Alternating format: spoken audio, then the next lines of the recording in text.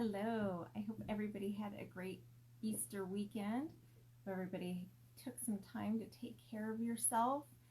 So today I'm just going to get right into it because I've got some stuff to do, but I want to talk about what's going on and what we're seeing right now with our just throughout America right now. And a lot of what I'm seeing is just the struggle that we're all having right now to get supplies and get the things we need. And I know for me personally, I was trying to order some gloves and different supplies for my center, and everywhere I went, it's saying that they are reserved for the medical profession only. So it is getting difficult for us right now to get a hold of different things like gloves, hand sanitizer, and face masks. I know the governor here basically told employers that we need to provide protective gear, but it's hard to provide protective gear when it's not out there, right? So it is frustrating that we are not being recognized as the essential workers that we are, right? It is actually getting pretty frustrating for us that we are essential. On the one hand, we are being asked to stay open. I also had a phone call today from a state official who was very supportive and wonderful and telling us how important it is that we stay open. But as an owner, it's hard. It is very hard when I'm trying to get these supplies for my staff and when I'm trying to get the supplies that we need to take care of these children, but we can't get them. We are being asked to stay open as essential, but we're not being treated as essential, it feels like, right? It feels like people want us to be there for the medical field's children, for truck drivers' children. We're caring for the front lines children, but then we're not being treated like it. So I think that's why it's time for us to start advocating. And as you come in, pop on and say hello so I know you're there. And if it's replay, hashtag me with a replay. But we really need to get our voice heard. I was thinking about it this weekend, and as frustrating it is for us not to be recognized as essential. And when we hear, like, I heard Senator Chuck Schumer talking and some different people, and they're talking about, healthcare workers, grocery store workers, but they keep leaving childcare out. And I keep seeing posts on Facebook about, oh, they forgot us again. They forgot us again, right? So I was just really thinking about it. I'm like, okay, yes, this feels frustrating, but what are we doing about it? I think we really need to step back and ask ourselves, what are we doing about it? And we need to start taking responsibility for this. As early childhood professionals that want to be seen as professionals and want to be recognized as the professionals that we are, we need to start standing up and doing something about it. We absolutely can do something, and we need to. Hello, Annette. So if we want to be recognized, we need to do the work to get recognized. And that's why we really need to start advocating. And it's not hard to do. It's something we can easily do. We just really need to start getting to the point where we start emailing, we start getting on the news, we start doing what we need to do to have our voice heard. And yes, we can do what we need to do to have our voice heard. If we unite as a field, we can do what we need to do to have our voice heard. Hi, Victoria. But we need to do it. All I'm seeing right now is people complaining that we're not being seen, but I'm not seeing any action being taken. So I really want to start a movement where we can start taking action. So I'm going to ask those of you who watch this video to share this video. I want to really just start getting this spread around to early childhood educators. So any of the Facebook pages that you're on, I'm going to upload the video to YouTube so we can share it to get more early educators out there spreading the word. In the comments, I am going to put links to areas that we can start spreading the word. I did some research on some of the places that we can go. The first thing I would recommend is get on board with the NAEYC. They are a fantastic they do a ton of advocating already, so there's no sense in us reinventing the wheel. But get on board with your local NAEYC, see what you can do. But the other thing that we can all do is we can start sending emails to our congressmen, our senators, our state legislature people. You guys, those people are on Facebook. Find your local representative's Facebook page and start posting on there. And we should use like the same hashtag, like I see hashtag childcare is essential. But we need to start a movement. We need to get this going. We have a big enough voice, but we're not using it. And until we start using it, we really have no right to complain. We're in our own little circles, we're complaining, but we're not doing anything to spread the word. So we really do need to get together as a profession and start spreading the word. You guys, we can make a difference if we unite. So I'm going to ask you guys, spread this video. I'm going to put links in the comments on how to get a hold of your state representative. I've got the Senate, Congress, where you can find everybody. The other thing we need to do is get a hold of your local news channels. You guys know I was on the news here in my local area. It was really easy. All I did was I went on a news channel.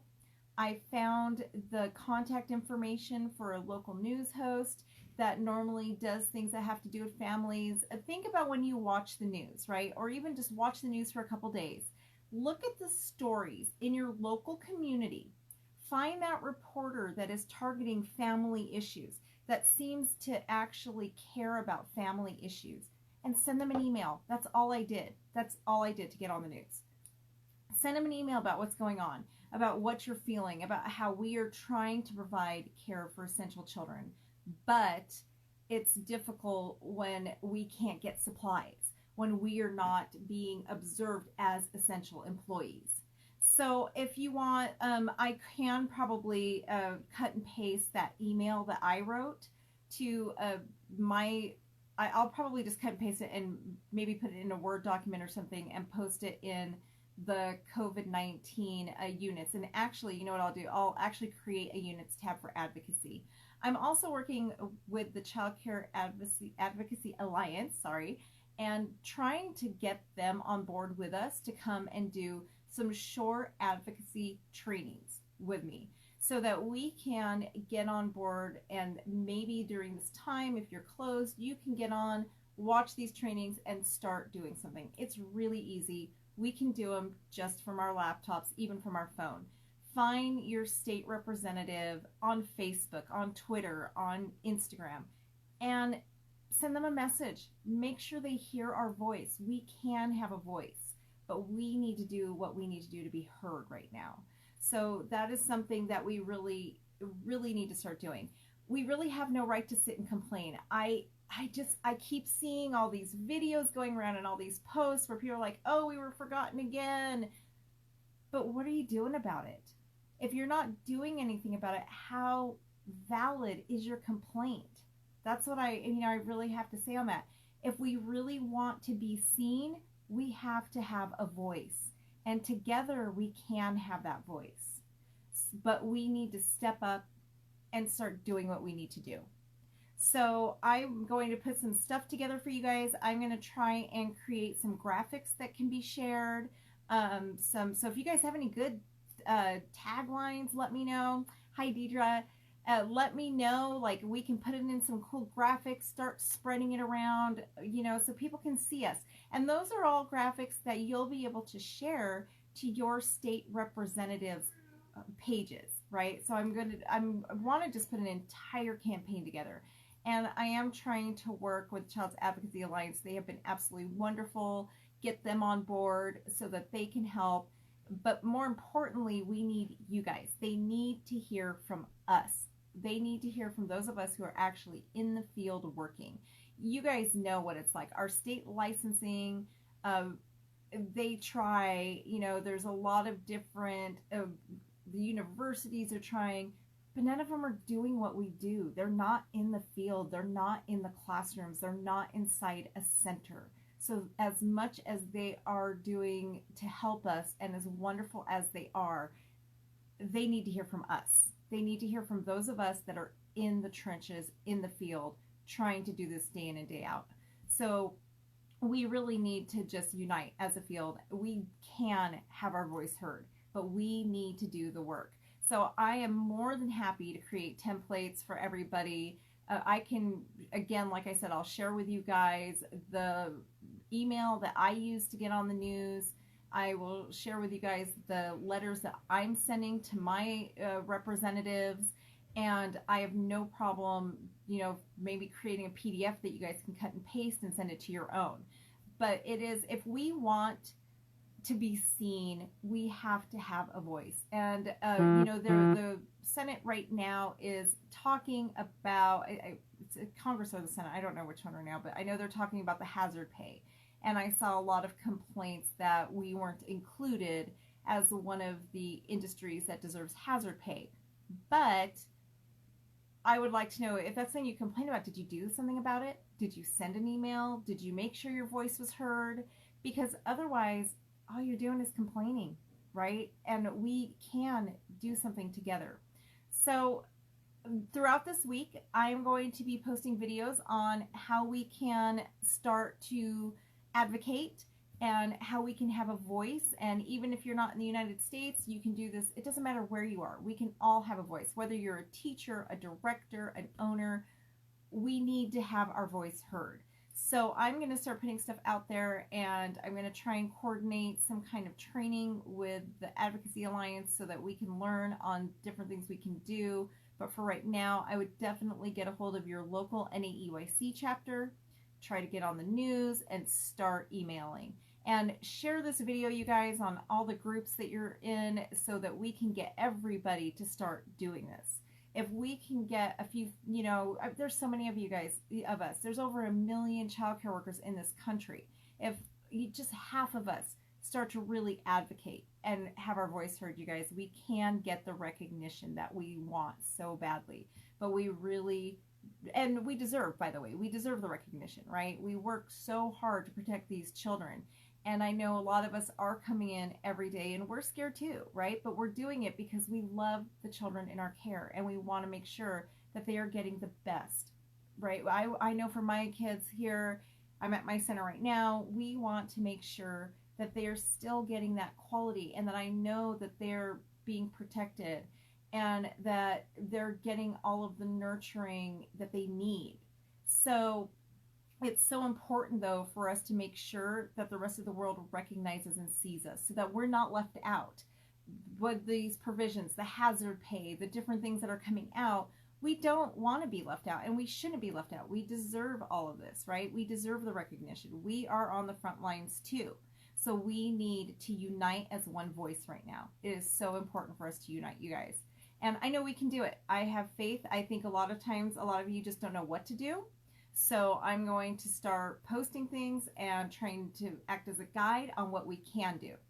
And so if, this is new to you, like my Facebook page, my Facebook group, Childcare Business Coach, so that you can get more materials and information on how to advocate for our field. And I hope everybody just pitches in, sends a quick email. Again, I'm going to have the links for you guys so you can find where to advocate and how we can make sure we have a voice. So I'm just going to keep it short today, and I will let you guys know I do have a meeting tomorrow with the Childcare Advocacy Alliance to see what I can get put together for us by way of trainings, and I'm going to just try and bring those trainings right here on Facebook where it's easy. I can record it and post it, so later on you guys can come back and watch it, and we can all learn how to advocate to make sure that our voice is heard. So if you guys have any questions, feel free to put them in the comments, message me, and share this video, you guys, so we can start getting those wheels turning and get that advocacy going and have our voice heard. Have a wonderful day, you guys. I will talk to you later this week, and I'll come out with a schedule as soon as I get one for you. Thanks.